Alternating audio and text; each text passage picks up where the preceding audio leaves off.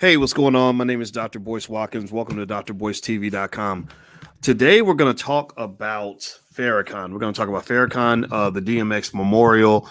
And here on drboycetv.com, the home for intelligent Black people, we're going to have an intelligent conversation about what happened at the DMX funeral when Farrakhan spoke and all the apologizing that I'm seeing. I see Daymond John apologizing, Allen Iverson apologizing, all these people apologizing.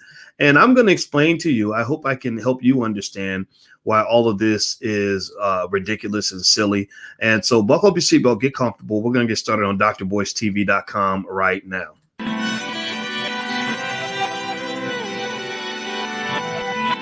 Here we are, clan the isms, cataclysm, great. Our people out here struggling, trying to make it in this state. Everybody out here doing it, but we the ones too late. Now family, we the ones who gotta delegate. Get that money in the power, never be fake. Stick to co-sign for 3. What did he say? Create jobs, support our own. Educate the same and buy back your home. Got 3 degrees, triple 10. 3 PhDs, now we on the CNN. DBTV, let's talk about negligence. Ignorance is bliss, but we can turn it to intelligence. Believe none of what you hear, half of what you see. Let's break it down here on Dr. Boyce TV. Here we are. Hey, what's going on, everybody? My name is Dr. Boyce Watkins. Welcome to drboycetv.com, the home for intelligent Black people. This is a place for people that are Black and intelligent. And Sheree, by the way, Shesray, I see you. Shesay Bird. Shushay. I hope I said it right. I don't know, but you said we love you, King. Well, I love you too. Thank you very much. And so I want to let you guys know this is a platform for intelligent Black people. And so if you are not Black and intelligent, you probably want to get the fuck out because I'm going to confuse you. I'm going to talk over your head. We're going to have conversations that are above your pay grade, things that are going to make you cry and make you get into this Negro splaining that we start seeing out here when white supremacy is everywhere. Chris Shea, that's her name, and I messed that up. I am so sorry, and I love you too. So let's jump in. Let's get it started. Do me a favor, hit the thumbs up button, share, subscribe button. Give me a yes in the chat.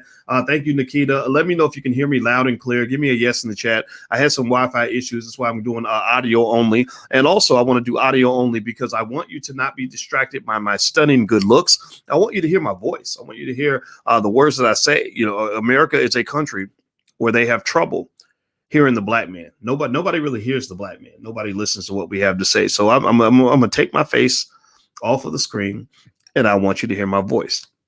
Now I'm gonna start off by asking you guys a basic question. I'd like for you guys to answer this question for me. Give me a yes or no. How many of you consider yourselves to be supporters of the minister Louis Farrakhan? How many of you, if I say, do you like Farrakhan or don't like Farrakhan? Give me a yes or no. How many of you are down with Farrakhan? What's up, Ryan McCrary? Ryan McCrary, a brilliant Black man out of Philadelphia. I've known this brother for many years, and I love him. All right, how many of you would consider yourselves to be supporters of the Honorable Minister Louis Farrakhan? Let's shout it out. Let's make sure that this is heard by everybody watching, because y'all know COINTELPRO is probably hanging out on this channel. You know that all of the people that are engaged in all kinds of social engineering to control the minds of Black people are watching this channel right now. You know that they get real scared when you stop marching and praying and holding hands and singing "We Shall Overcome" and walk around in circles and chasing your tail like a dog. They get real scared when you start actually hearing from people that have real solutions and not just the anointed Negroes on TV, the people that they selected, you know, the ones who are doing Cadillac commercials and appearing at the Grammys and trying to get into corporate America and taking corporate money, $100 million that was supposed to be designated for the Black community, and buying $3 million mansions. You know, they don't like when Black people actually start figuring things out. You know, it becomes like a Scooby-Doo cartoon where you figure out that the person that you thought was your friend is really your enemy. And that's really, I think, a great theme for us to kind of jump into all the ridiculousness that's going on right now. Now, let's build from the bottom so we can have a thorough conversation here. How many of you are aware that the minister Louis Farrakhan gave a speech at the DMX funeral? How many of you saw? Give me a yes or no if you saw what was going on with Farrakhan. He gave the speech. Now here's the thing. They were very nervous. They were very upset that Farrakhan spoke at DMX's funeral. They said, "My God, we took over hip hop. The people from our community, Not black people. Y'all know who runs the music industry. I'm not gonna say it because they also control media, and they'll shut the channel down if you say their name, because they are that oppressive. They are that racist. Well, wait, we took over hip hop music. We're the ones who wanted black men to only hear music that teaches them how to use as many drugs as possible, so we can make sure we kill them on the street. We're the ones who took over the music so we could teach black men to become womanizers and to hate black women. We're the ones who took over hip hop and taught so we could teach black men to give away all their money to big white companies. We're the ones who took over the music that taught black men to be financially irresponsible. We're the ones who took over this music industry so that black men would look up to idiots and ignorant people as opposed to looking up to the intelligent people. We never want them to know about people like Dr. Claude Anderson. My God, if they found out about him, or they find out about powernomics and they actually learn how to be powerful, then this whole white supremacy thing ain't gonna work no more. But I'm gonna tell you, guess what, y'all? The cat's out the bag. The cat's out the bag. Y'all might get mad, but shout out to people like Kanye and Ice Cube. Kanye's a billionaire now. He might be crazy, but y'all might not like it, but y'all can't stop him now. And I'm gonna tell you, I talked to both of these black men, and both of these black men were jumping out there quoting people like Dr. Claude Anderson. They were tweeting him to millions of people. So you can't keep the knowledge in the back. You can't keep black knowledge down.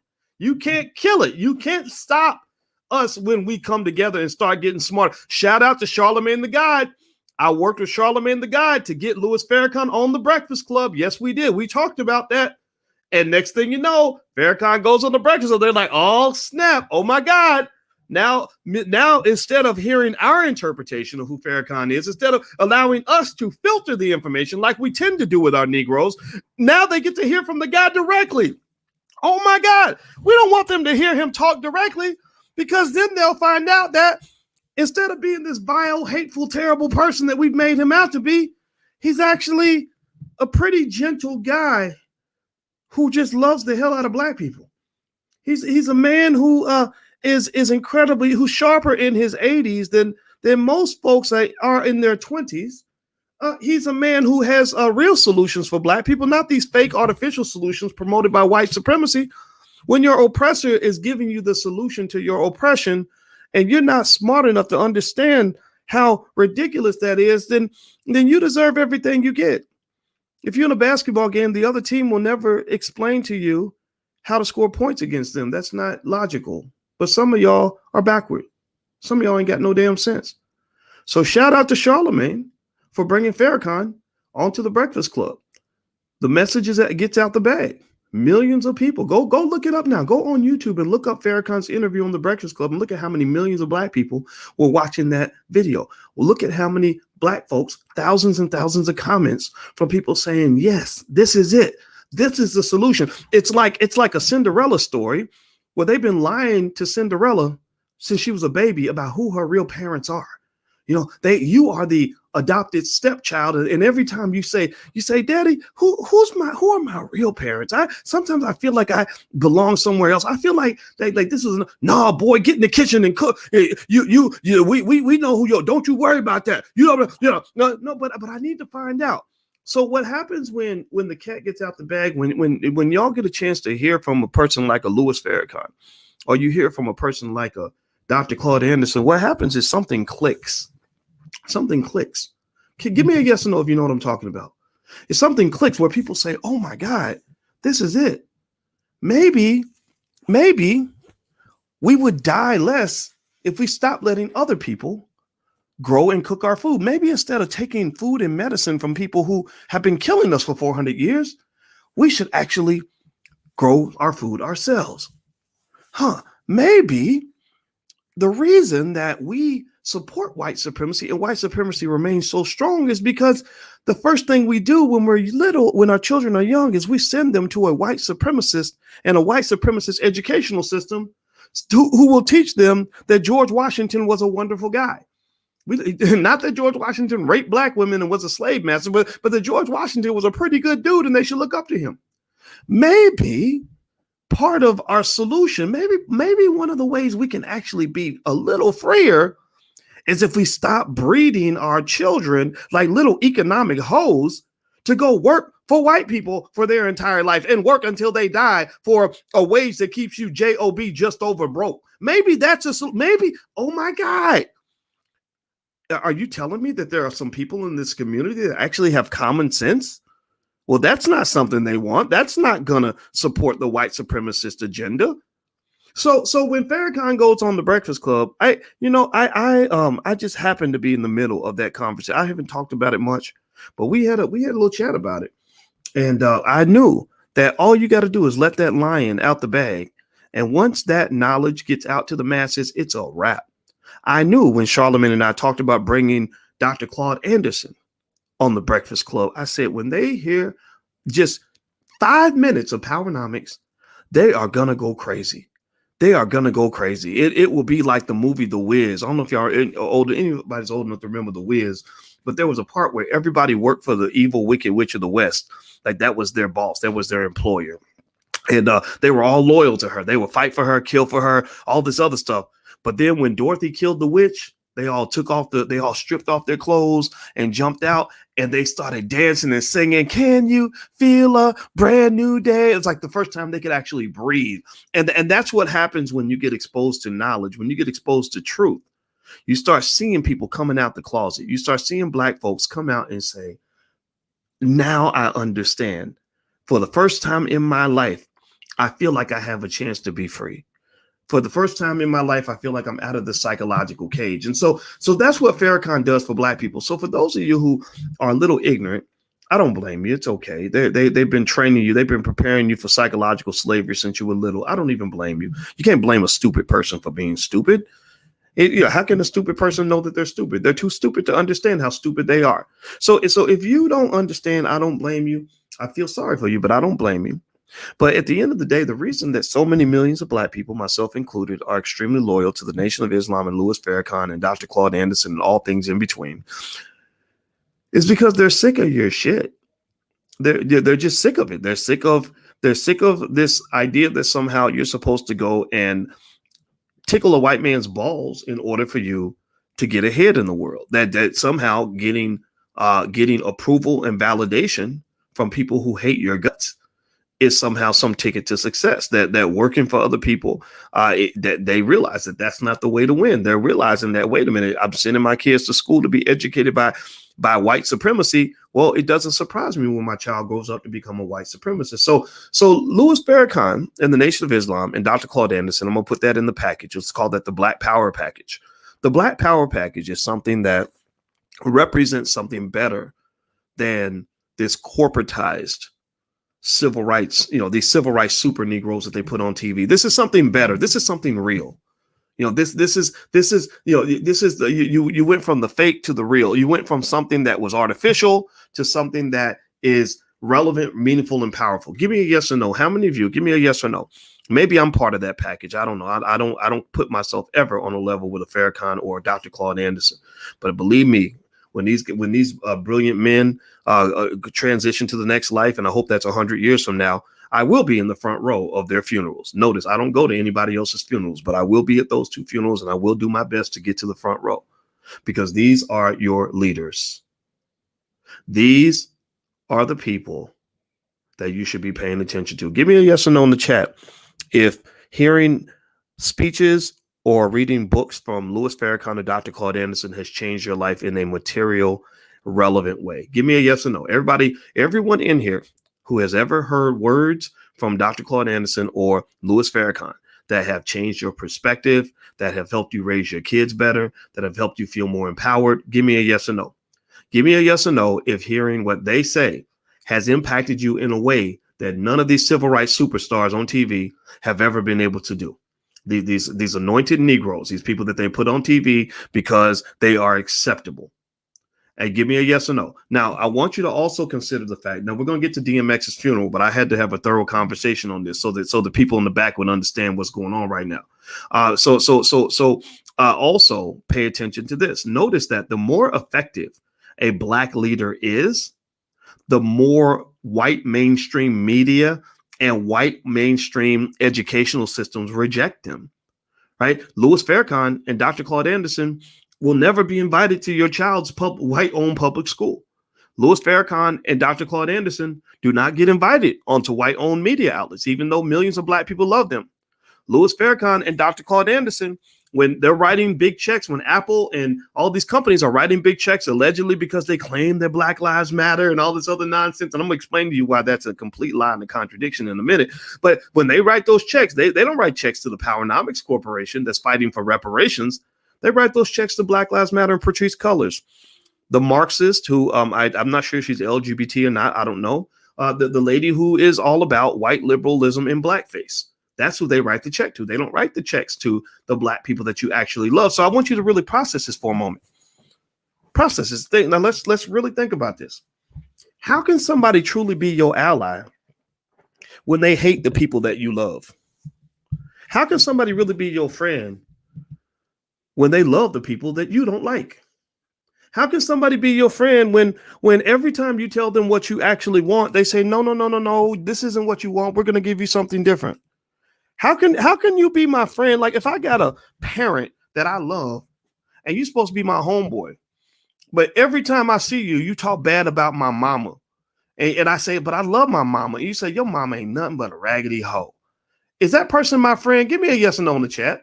Let me know that there's some people in here that got common sense. If every time I bring up my mama, he says, your mama ain't nothing. Your mama's dirt. But I got you a replacement mama. This lady down the street, she would be a better mama for you. And you're like, no, man, I love my mama. Like, if you love me, you will respect me. And that's the problem. These people, these so-called liberal allies of yours, they don't like you. They don't respect your black butt at all. They like you the same way they like a dog. Now, mind you, they do love their dogs, but they don't see their dogs as human beings. Their dogs are not considered to be equal to them. So you are their pets. That's how they see you. They see you as their pets. Let's move on. Do me a favor. Hit the thumbs up button, share button, subscribe button. Please do that. If you want to support the channel, you can go to intelligentblackpeople.com. That's our Patreon. We'd love to have you as one of the sponsors of the platform because Lord knows we need y'all's help because we ain't never going to be part of mainstream media. In fact, I've turned down checks from corporations. I don't want no corporate money. I will never take it. I'm not interested in that. We're too far apart in terms of ideology. So what really got me going today was I saw that Farrakhan spoke at DMX's funeral. For a black man, that makes all the sense in the world. DMX was a black man. He's a rapper. A lot of rappers respect the minister. A lot of rappers do. You have no idea how many times after the East Coast, West Coast beef between Biggie and Pac occurred that rappers were brought in by the minister to settle beefs that could have led to somebody getting killed. So white supremacist media, they got Biggie and Pac killed. They created a beef where there really was none. They took two guys who were previously friends and created this false narrative of East Coast versus West Coast that got a bunch of people killed. And that's because they like to use you as a source of entertainment. They like to use you as a source of revenue. They do not care about you as a human being or care about your survival. Well, after the East Coast, West Coast thing blew up and Biggie and Pac both got killed, the minister saw that there was some other beefs. This is one among many where the rapper Common, and Ice Cube actually got into it. Y'all have seen Ice Cube. He's been on this channel. And apparently they went back and forth a little bit. And Farrakhan brought these two brothers together for a summit. And at that point, and I haven't talked to Cube about it, but my impression is that those two have been friends for the last 20 years. And Minister Farrakhan was the guy who was able to negotiate that peace and bring together their differences. Now, this is significant because a lot of the love that the minister gets is driven in part by the fact that there are black men who don't respect anybody else who respect the minister because they know the difference between somebody who loves them versus somebody who hates them. They know the difference between people who want them to do well versus people who want to put them in jail. They know the difference between people that care about their well-being versus people that are using them to make money or sell magazines. So here's the thing that's very fascinating to me. That's really interesting. The media loves to constantly repeat this narrative, that Farrakhan is hateful and he's this and he's violent and everything else. So let me just tell you, I'm just going to break down 1,000 reasons why that's complete bullshit. I just gotta lay it for what it is. first thing, let's start from the beginning. All right, I'll start with a story. And this will explain exactly how this works. I used to have a white friend back 20 years ago. Her name was Susan. She was a white lady. Real true story. And one day I talked to Susan. It was shortly after the Million Man March. And as a black man, I was very inspired by the Million Man March. I'd never seen this. They brought together well over 1 million black men together. You know, we made promises to, you know, to love the black woman and support our communities and do better for ourselves and everything else. You know, all the things that white supremacists hate. You know, white liberals don't like it when black people actually become self-sufficient, because then you get away from this nonsense about how you need the government and you need them to come save you. And so I told her, I said, you know, I didn't get to go to the Million Man March. I wish I had, because I hear that it was amazing. And I'm thinking that because we're friends and because she's a liberal, that she would understand why I appreciated the love and support shown by the Nation of Islam. And then she says something out of the blue. She says, well, Farrakhan, he's an idiot. And I said, he's a what? And she said, he's an idiot. I said, okay, so what makes you say he's an idiot? She said, I don't know. He's just an idiot. I said, okay, well, have you ever, you know, read a book about the minister, you know, to make sure you can verify your position that you think he's an idiot? She said, no, but he's an idiot. I said, okay, have you ever heard a Farrakhan speech? Have you ever watched any of his speeches? No, but I just know he's an idiot. Okay, have you even heard him talk for more than, say, 3 minutes? No, but I just know he's an idiot. Well, just so you know, I never spoke to her again. But I also say this defines that one experience summarizes exactly how most of America views Louis Farrakhan, how most white America and white supremacist America. How about that? There are some white folks out there who I think are wise enough to understand what I'm saying. And you know, it's not like they're listening to some dumb Negro. I had more education by the age of 25 than most of them will ever have in their entire lives. So there are some out there who are smart enough to get what I'm saying. A lot of times when you see people having that knee-jerk reaction to the minister, it's driven by the fact that they've been brainwashed by media. I want you to go and I want you to read some of the articles about the minister when they say he's anti this and anti that, and he's whatever, he's hate-filled and promotes violence. And then I want you to pay attention. I want you to look for one thing. Look for any evidence or proof that they provide for their position. I want you to find just one sentence where they say, yeah, he's violent. This is what he did that was violent, or he's anti whatever. This is what he did. They don't do that. They don't provide proof. And this is real subtle. I want y'all to pay attention. This is how white supremacy works. White supremacy works based on this idea that white folks, some of them, the bad ones, not the good. If you good white folks and you here listening and you just down for the cause, and God bless you, you can be here. I ain't gonna hate you. I'm not into hate. I'm into black love. So don't be scared. But they see, the thing is that the system sees themselves almost like they're your parents. Anybody remember when you were little and you have an argument? Anybody ever had this happen? Give me a yes or no. When you start arguing with your mama about something, like you want to go to the, you want to go roller skating, and she says you can't because you got to go to school tomorrow. And you're like, well, mama, I ain't actually got to go to school. Well, you need to go to bed because you Well, mama, no, actually, mama, I could stay up that time. I'll be back before bedtime. Well, no, well, you ain't got no money to go. Well, mama, I got $10 to go. Okay, I can pay my own way, right? And then your mama realizes she starts losing the argument. What does your mama do? What does your mama say when she starts losing the argument? But she's not gonna let you go. She just already decided you're not gonna go out that night. What does she say? She gets to the point where her back's against the wall and she just says, "'Cause I told you so." Right? Because I told you so. Right? Well, that's what white supremacy does. That's what white supremacist media does. When they can't win an argument or a debate with you about an issue, like say a Farrakhan, they don't actually try to provide things like facts and information. Like they would never sit down with somebody like Dr. Wesley Muhammad and have a debate. My God, their heads would explode because he would run circles around them because he's so smart, right? So what they'll do is they'll get to the point where they'll just say, well, because we said so. Well, wait, why you say Farrakhan is anti this? What did he say? Well, like he's just anti. Okay, so can you give some evidence? Can you give some direct proof that you said he promotes violence, right? Okay, so where exactly do you have evidence that he's promoting violence? Well, blah, blah, blah. Right? And then they get to the point where they just get mad. They just say, because I said so. And that's the thing you got to understand about power. If you read Powernomics, one thing Dr. Claude Anderson explains to y'all, some of y'all people that run around here trying to, these integrationist types that think somehow if you whine and cry enough about your condition that they're going to eventually care about you. No, power makes its own rules. Power writes its own narrative. The people in power ain't got to explain shit to you.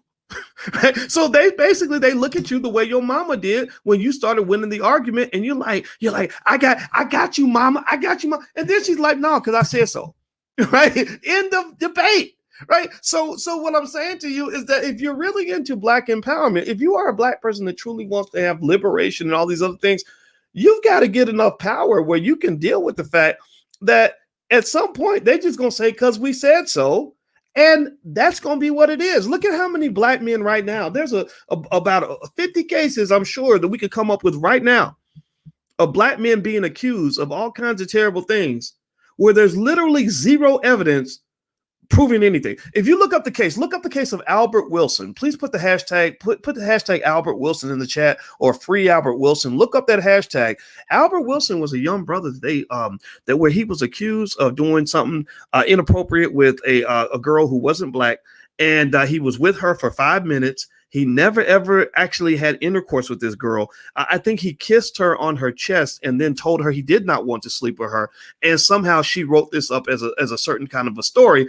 And they sent this brother to jail. He was a college student. They gave him 10 years in jail. This could happen to your child. So be careful. You want to talk about the real risk out there for your child? Warn them about stuff like this. Look up the Albert Wilson case. And I want you to look up Albert Wilson's case. And I want you to find any evidence that he did anything wrong. The media will never, they can't, they have no evidence. It's absolutely fascinating to me how audacious white supremacy can be. It's like, no, we're not going to change nothing. We're going to have the double standard right here in your face, and ain't nothing you're going to do about it. It's like that. It's like being married. It's like a woman being married to a man who cares so little about her and gives so little damns that he literally will bring the side chick right in front of the wife, like at the dinner party, right? Like this is what they do to you. Because here's another thing. I want you to let's dig into this. Hit the thumbs up button. Please hit the thumbs up button. But check this out. Here's another fascinating, interesting little factoid for you. I want you all to break this down. So when we talk about the fact that they express this idea that Farrakhan is somehow anti this and anti that, right? So of course they're outraged because he spoke at DMX's funeral.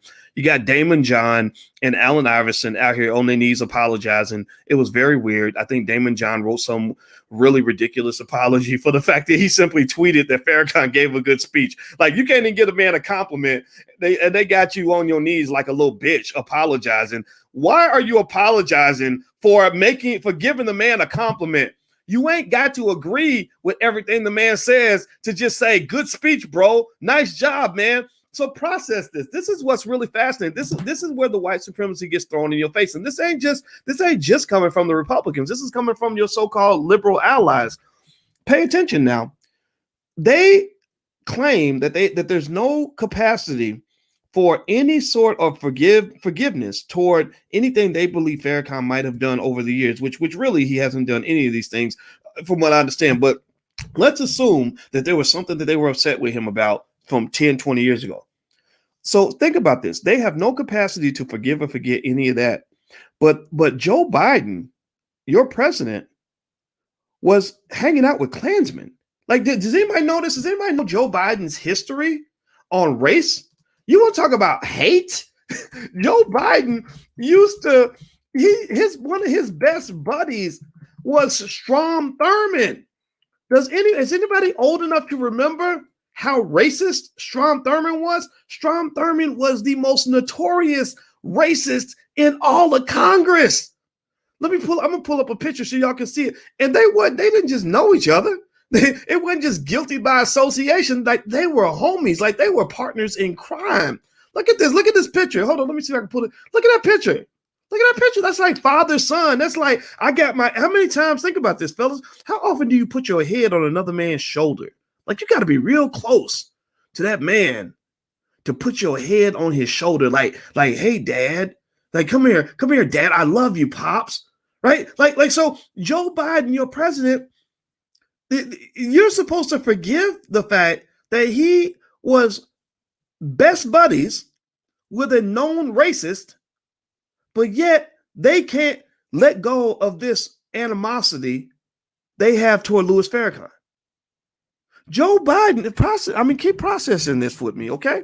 So you're telling me Joe Biden, that Louis Farrakhan is filled with hate, but Joe Biden probably put over 100,000 black men in prison with his crime bill when he was calling us super predators in the 1990s.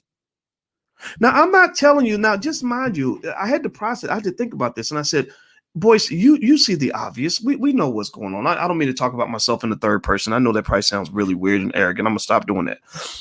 But I said, wait a minute. Who am I saying this to, right? Am I preaching to the choir? Because I'm obviously talking to intelligent black people who already know some of these things. Am I saying it to white people? No, because they don't care. Power doesn't need an explanation. Power does not need facts. We've shown this. Power just says, I told you so. So white supremacy is going to do what white supremacy does.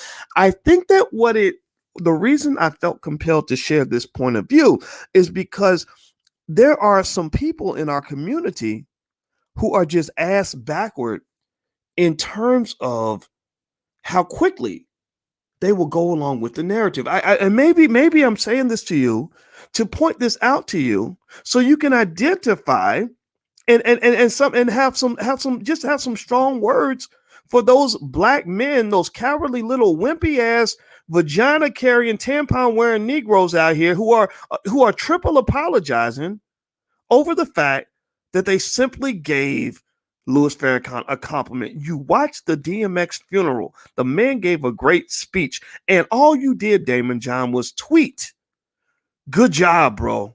That's all, or whatever he said. Good job. Farrakhan gave a great speech. Next thing I know, this man is issuing a full-throated apology, like a full statement. This man wrote, hold on. I put it on my Instagram. By the way, my Instagram is The Real Boyce Watkins. I'm gonna put the link on here. So I gotta show y'all what he said. This was what, like, I was floored. I was like, wow. No wonder they don't respect the black man, because they got y'all walking around here like a pack of bitches. Like, let me just find his statement. It was mind boggling. I was like, wow, like the butter biscuits are really warm and tasty in the executive suite that you're sitting in, brother. Because this is insane that you wrote this. So he wrote, let me pull it up on the screen. I want to share it with you. Let me share my screen. Hit the thumbs up button. Please hit the thumbs up button. I really need y'all's protection when I do videos like this, because they're gonna come for me at some point. All right. So here's what was stated. I'm gonna make it full screen so we can give Mr. Whatever those shoes were that he made. I forgot what were those shoes called that Daymond John made. I forgot. I know he's on Shark Tank. Feli, or no, not Feli. I forgot. For us, Fubu. Yeah. Okay. So this is definitely ain't for us or by us. This statement is not made for us, and this statement certainly was not made by us. But here's what he says. He says, in regards to my tweet regarding DMX's funeral, my comments on Minister Farrakhan were only related to what I just witnessed tonight, unbeknownst to his prior stances. As someone who was fortunate enough to have a stepdad of Jewish faith, I do not condone and never would condone any anti-Semitic prejudice or any remarks of hatred. The prior tweet will be removed to avoid further pain and confusion to anyone who has felt hurt in the past by any negative comments of his. That was a very intelligent statement, young lady. Very nice. That was very, very good, Damon. Somebody pass Damon the biscuits, because he gets to eat good tonight. Because I'm gonna tell you what, I get it. Let me just make this clear. I get it if you don't rock with Farrakhan and the Nation of Islam. I'm not going to hate you for that. I get it if you say, I heard what they said, and that's not really my style. I get that. There's room for that. I will tell you, a few years ago, I had to walk to the minister's house. He lived a block and a half away from me. In Chicago, I lived a block and a half from Barack Obama to my right.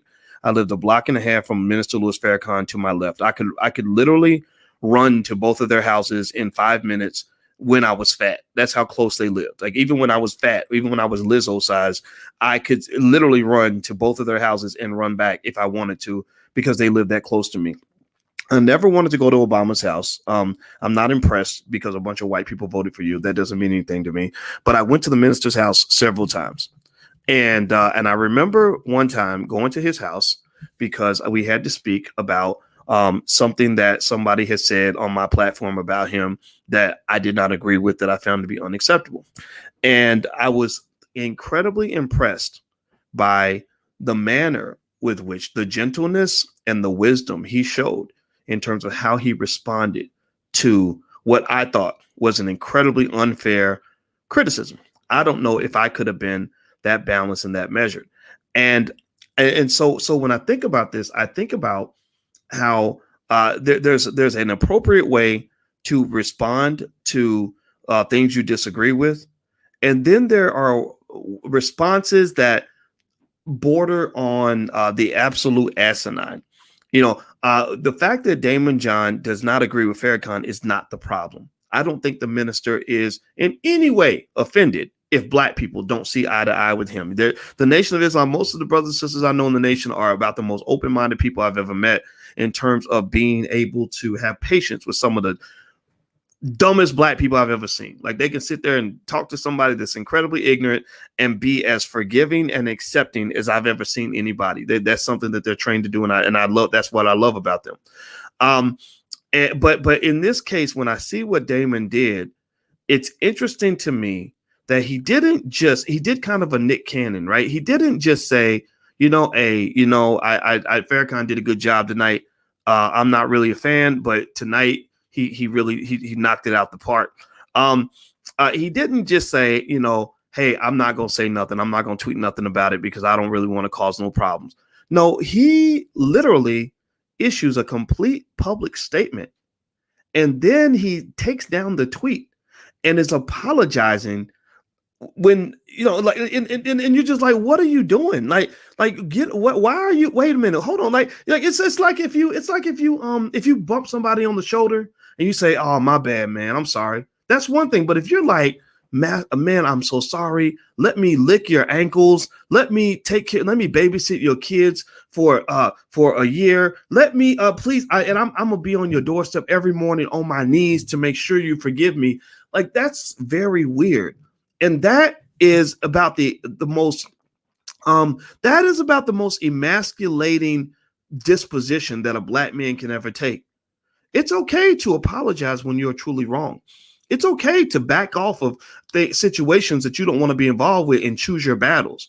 But when you're over apologizing, that means somebody's got your balls in a vice grip. That means that they really are putting the squeeze on you to the point where you've humiliated your whole entire family with your bitch-like behavior. So I'm just gonna call it for what it is. This was insane to me.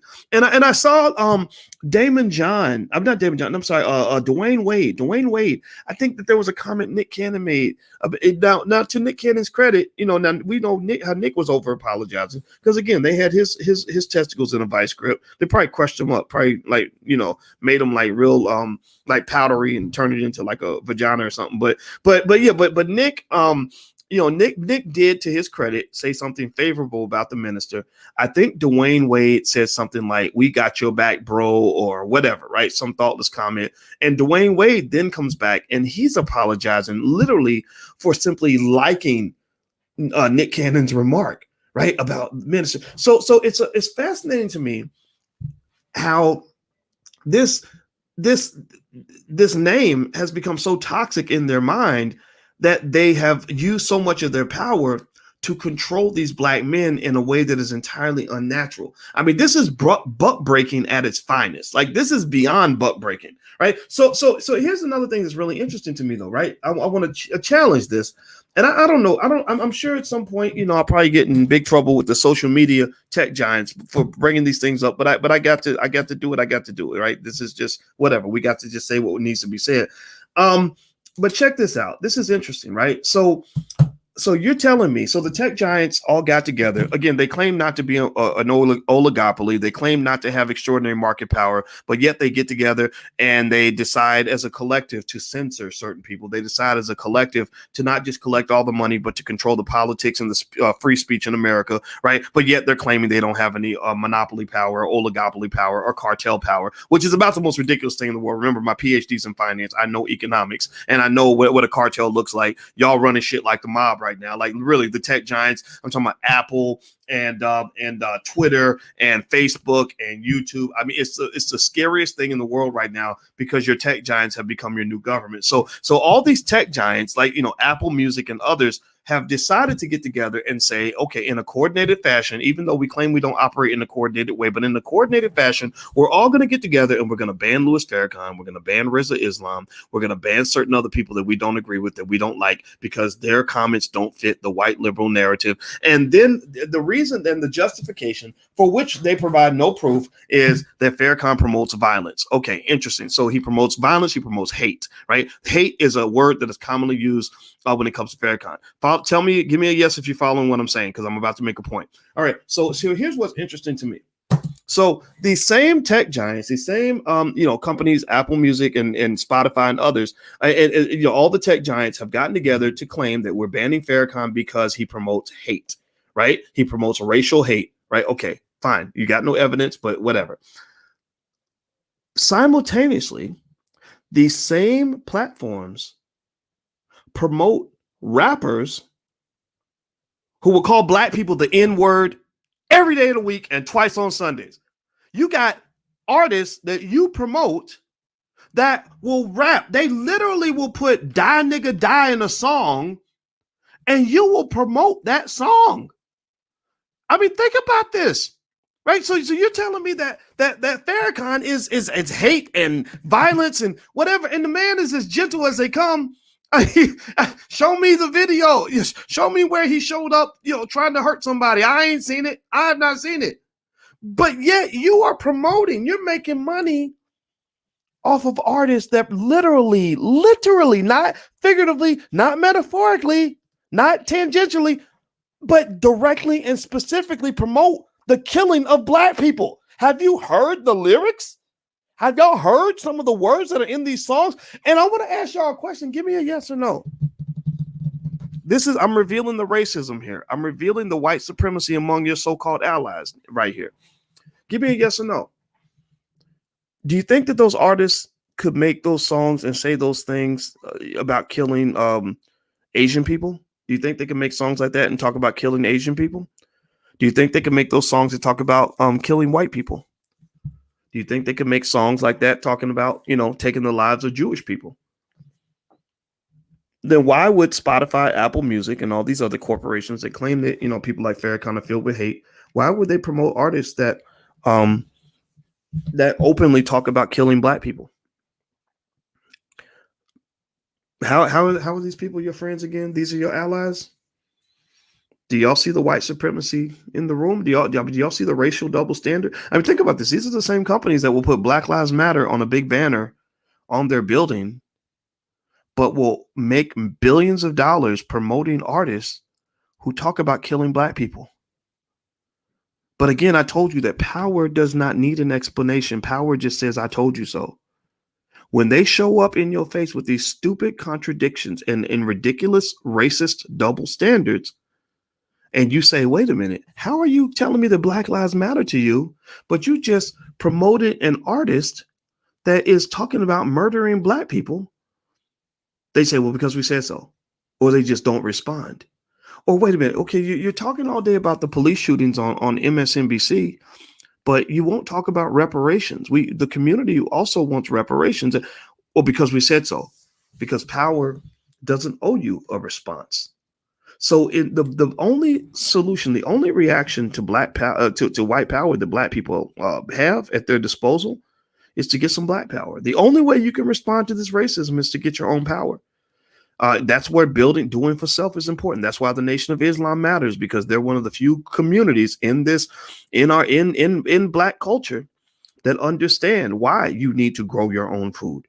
I went to a conference. It was a summit of economists. There's about 12 of us in the room. We sat with Minister Farrakhan for 12 hours. And all we talked about the whole day was figuring out ways that Black people could develop ecosystems that will allow us to grow our own food. The Nation of Islam is valuable because they understand how crazy and backward this connection and this commitment to white supremacist systems makes you, where you're dependent upon people who want to see you die, who are to make your media, to give you your education, to give you your jobs, and to give you your food.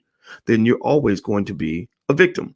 And so a lot of the civil rights superstars that you see on TV, this ineffective leadership that millions of intelligent people are walking away from, this ineffective leadership is sort of built on this this ridiculous narrative that somehow, if we are well behaved, if we whine loud enough and we keep crying loud enough, then one day white folks will stop being mean to us. One day white supremacy will decide to actually help us. Right? It will hurt itself. It will take money out of its own pocket and put money into our pocket. It will take power away from itself and give power to us. And people who think that way don't understand power. And so one of the things I love about Minister Farrakhan, why I will never walk away from his ideology, one of the reasons I love Dr. Claude Anderson, is because they help you understand the world that you live in a realistic framework. At the end of the day, when you're talking about hate speech, I cannot understand for the life of me why you or how anybody can justify the fact that they claim Farrakhan promotes hate speech, but yet you're promoting rappers who talk about killing Black people, right? Who call Black people the N-word in every other lyric. And also, here's the other thing about that. When you talk about the music piece, you also have to challenge Black folks. Half y'all looking half crazy when you run around here and you get livid when a white person calls you the N-word, but you support an artist promoted by a white record label, most of which are owned by the Jewish community. Y'all know what it is that is calling you the N-word. So 1 minute you're calling yourself the N-word. They're promoting this music to white folks everywhere where they're playing the music in their car and you're calling yourselves the N-word, but somehow you go crazy when they call you the N-word. It's stupid. It's ridiculous. It's crazy to me. So I kind of think that maybe we got to kind of look at ourselves and realize that it ain't just a matter of blaming white folks for white supremacy. A lot of the reason white supremacy thrives is because you support white supremacy. You are a white supremacist. You will allow them to treat you any old kind of way. You will allow them to put you in a dirty little bag. You allow them to say things about you that no one can say about any other group of people except for you. And you're okay with that as long as somebody got a slam and hit record or somebody has enough money or whatever. You'll let anything go. You don't have any standards. And so one of the things that Farrakhan gives you is he gives you a standard. The Nation of Islam has a standard. They have standards for behavior. That's why I rock with it. I have so many friends from the nation that I just love to death that are amazing people. I know that if we have a 9 o'clock meeting on a Tuesday, they're going to show up at 8:55. I know that if there's a business transaction, they're going to follow through on what they claimed, what we agreed that they were going to do. And I'm going to tell you, that's not something you see everywhere. So I will say this. I was very impressed that the whoever put together the DMX funeral, I was very impressed that they stood by and had the minister speak at that funeral. The reason that Farrakhan was an appropriate speaker for that funeral is because DMX represented a certain aspect of Black masculinity. Some of it was not healthy. I'm not going to lie, but some of it was a lot. Everybody loved his music. Everybody loved what he did. He was very creative and spiritual and everything else. He was not perfect though. And I think that those imperfections need to be examined as well when we talk about how we raise our boys and love our children. But with that said, I think that obviously the reaction to Minister Farrakhan is always going to be negative when it comes to broader society. And I applaud those of you who've learned to basically fight power with power. And what that means is that power, remember I told you, white supremacist power basically says, because I said so. Like, we're going to go with the narrative we want to go with, whether you like it or not. White supremacy says we don't need your approval for us to move forward. When we decide we're going to try to take down Farrakhan, or we're going to decide to create a certain narrative, we're not going to ask you for permission. We're not going to provide you with no sort of proof or facts or anything, right? Well, you know what? Well, two can play at that game. The only response to white power is more power in the Black community. The only way you can challenge what you're up against is power, because you are not playing a game that is fair. And so the reason that integration and all this other stuff did not work, and the civil rights superstars will never achieve significant gains for the Black community, is because they do not know how to play the game of power when you're challenging a white supremacist system.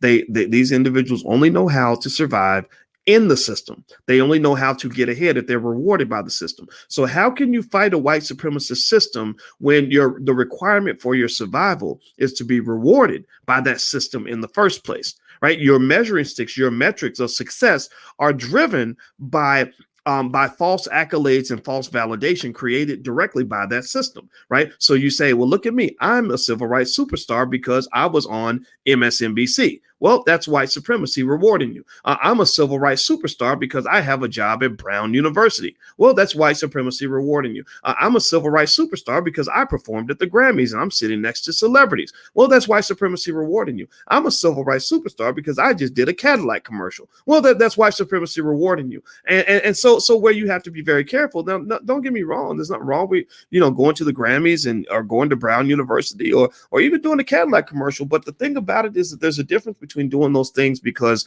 you want to and you want to engage with the world versus doing those things because you need those things in order for you to be validated and to even exist in the first place. So this self-reliance piece, this Black nationalist ideology, I want to, for those of you who are still thinking about it, I want you to consider this, because I can tell you beyond any doubt that the more independent you are, the more freedom you have, the more liberated you will feel, the less oppressed you will feel. There is very rarely a free person who also is an oppressed person, but most oppressed people are not free. So when you talk about freedom means self-reliance and self-sufficiency. And that's what the Nation of Islam speaks on. So if I was to define Minister Farrakhan in a couple of terms, I would use these two terms to start with. One is self-reliance. The other one is Black love. If you love yourself and you are able to take care of yourself, then you're likely going to be able to overcome the limitations of white supremacy, because you're not looking for white supremacy to sustain you based on what you eat, where you work, and how you get educated and what media you consume. So that means that as Black people, what we must do in this generation and beyond is we must have an overcommitment. We must overstand an overcommitment to creating Black-owned media. We must have a commitment to educating our own kids. We must have a commitment to starting our own businesses, thousands of them, and we must have a commitment to formulating our own ideas, so that we're not sort of expecting like a dog chasing its tail. The dog would never catch his own tail. So when you're looking to the white supremacist system to give you the tools to overcome a white supremacist system, that makes you the biggest sucker on this earth. So I'm not really going to be mad at Daymond John. He's just one guy. He's on some stupid TV show. I don't even watch it. It doesn't matter to me. But I will just tell you that a lot of times the reason that when these men step out here and they're over apologizing and Negro splaining all the way to the ends of the earth and apologizing even when they weren't asked to apologize, that pretty much shows you how emasculation will occur when you are dependent upon people who don't like you and don't wish well for you to pay your bills. It may feel good because you shining. It may feel good because you're driving a Bentley. It may feel good because you're living in a mansion. It may feel good because your mama saw you on TV. But at the end of the day, when push comes to shove, when the heat is on, when the pressure gets heavy, you buckle like a bitch because you have to, because from the very beginning, from a strategic standpoint, you were not intelligent enough to realize that when you let them put you in that corner, that the same people who prop you up are the ones who can tear you down. The same ones who put money in your bank account can take that money out. The same ones who made you famous can make you infamous. And so if you don't believe me, go ask some of these other people, like, say, unfortunately, Mr. Bill Cosby, who once thought that he was doing better, doing extremely well because he wasn't Black no more. Or that O.J. Simpson, who used to think that the rules didn't apply to him because I ain't Black, I'm O.J. No, you always going to be Black. And believe me, the minute you get out of line, they're going to remind you of exactly how Black you are. So I would just say this to conclude. Farrakhan for life, for me, don't care what nobody thinks. Don't care what anybody says. I support the man. I will support the nation to the end of time. And also, it was great to see him at the DMX funeral. I didn't watch the memorial. I just don't watch funerals and stuff like that. But at the same time, I was happy to hear that he spoke, because I think the world needs to hear from him. If you're looking for solutions, again, not people that make you think that they're solving the problem or pretending to solve the problem. If you're looking for people that can really solve the problem, listen to people like Farrakhan and Dr. Claude Anderson. Those are two of the greatest leaders in the history of our country. Those are the ones who will lead us out of the abyss. So I hope you guys get what I'm saying. If you could, please hit the thumbs up button, share button, subscribe button before you go. Also, just to remind you, if you believe in supporting Black-owned media, we're doing Black Movie Night. We're going to watch the movie Steps on Thursday night at 8 p.m. It's sponsored by the Black Business School. It's totally free, so you can register at blackmovienight.net. Just go down the page and look for the registration link and sign up and join us. We'd love to have you there. All right, guys. So I hope you have a good night, and I'll be around tomorrow. And hit that thumbs up button, subscribe button, share button, all that stuff before you go. And I'll talk to you soon. Love you. Bye-bye.